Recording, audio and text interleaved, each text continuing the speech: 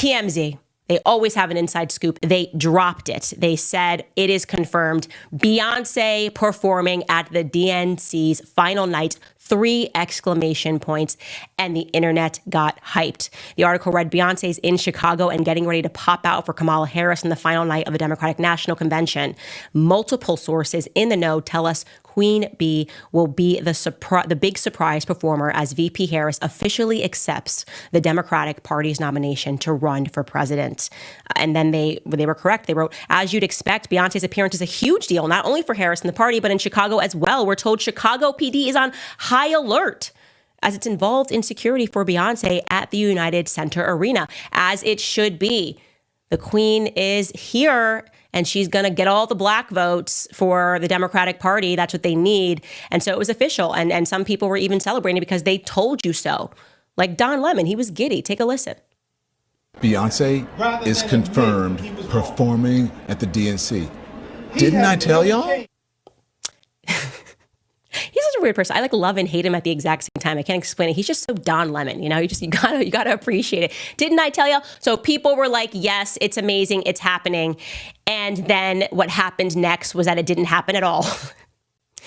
It didn't even kind of happen. So on the last night of the DNC, rumors swirled about Beyonce making an appearance. And as intended, it became the talk of the town. So Kamala Harris already goes out to her song called Freedom. So having her on the last night would absolutely spike these ratings like crazy. And this is an actual real life presentation of propaganda, guys. They weren't even shy about it. None of them tried to say that this wasn't actually happening. They just let the people's imagination go wild with just a simple rumor. A rumor that mainstream media went to town on. It forced her publicist, Yvonne Knowles Score, to post a photo from the DNC with a caption that said that rumors should not be reported. And yet, the rumor did what it was supposed to do. Harris's convention speech hit a peak viewership of around 29 million people. Although the backlash of this news is that it wasn't taken well by both Democrats and Republicans. At least some of them were calling out TMZ for this mistake. But here's the best part. Left-leaning media defended the rumor by saying that Kamala Harris was the surprise guest. And guys, before we get started, thank you so much for being here today.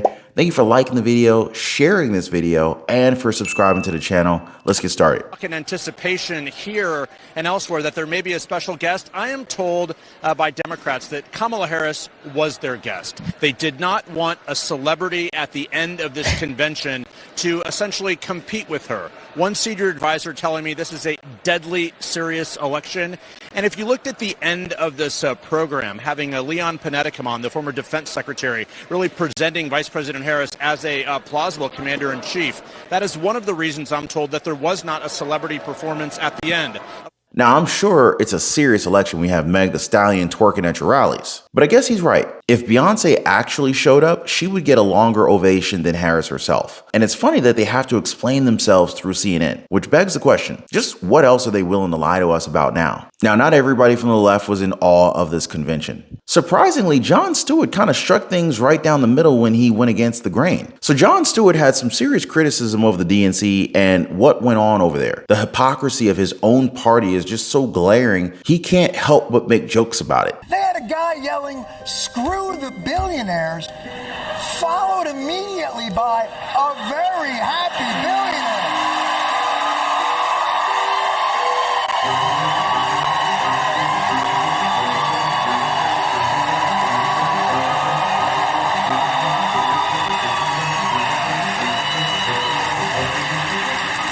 It's all okay if it's our billionaire.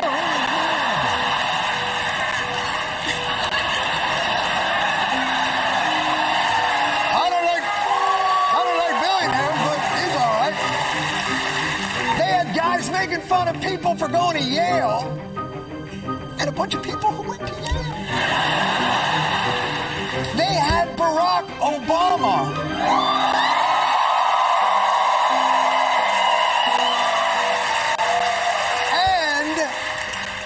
Jewish Barack Obama.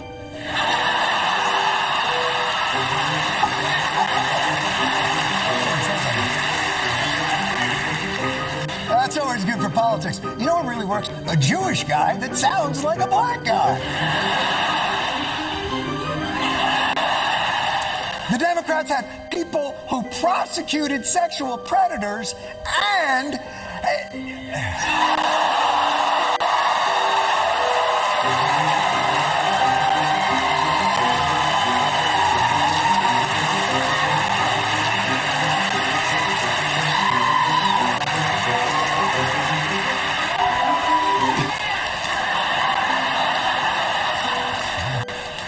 There goes that booking.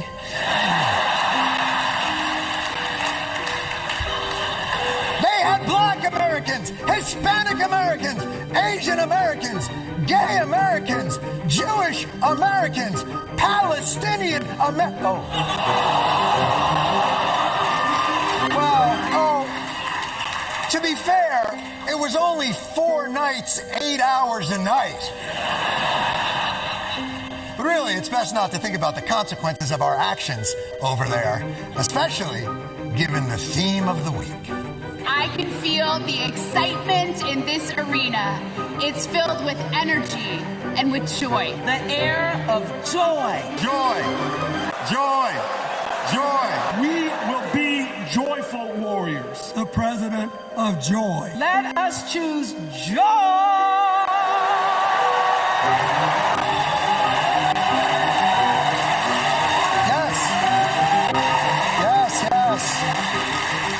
Oh, it was joyful. For a convention. I know what real joy looks like because I've watched Oprah on her show. You thought people were happy to see her endorse Kamala Harris. You should see what they do when she gives them lip liner. People want this. It's the Sony Bio.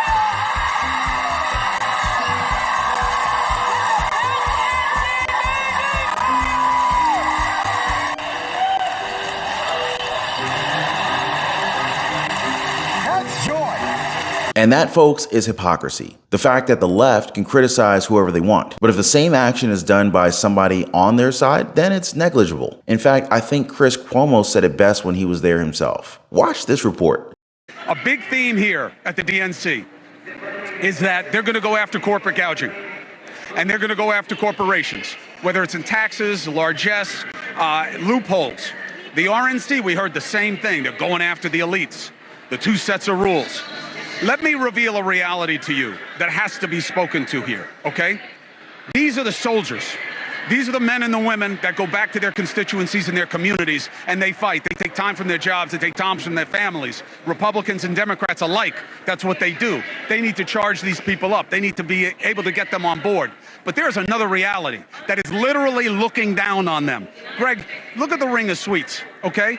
This is not unique to Democrats. There is a game of money. When people talk about uniparty, we are strangled by the money reality in our politics. Those suites start at 500 grand. You think there's like a teacher group up in there? You think it's like the Cub Scouts of Columbia County, South Carolina, that's up in those boxes? Some of them are lobbies and good things.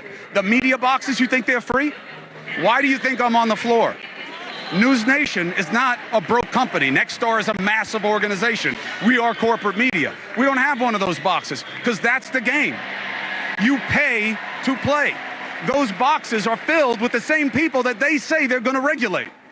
They are literally looking down on the faithful and being told, yeah, we're going to break down on them. We're going to make them pay their share. They paid $500, $700, $1 million, $1.5 million to have those seats. They get hotel suites that are probably gifted to the party. And the same thing is true at the Republican side. And they're going to take them down.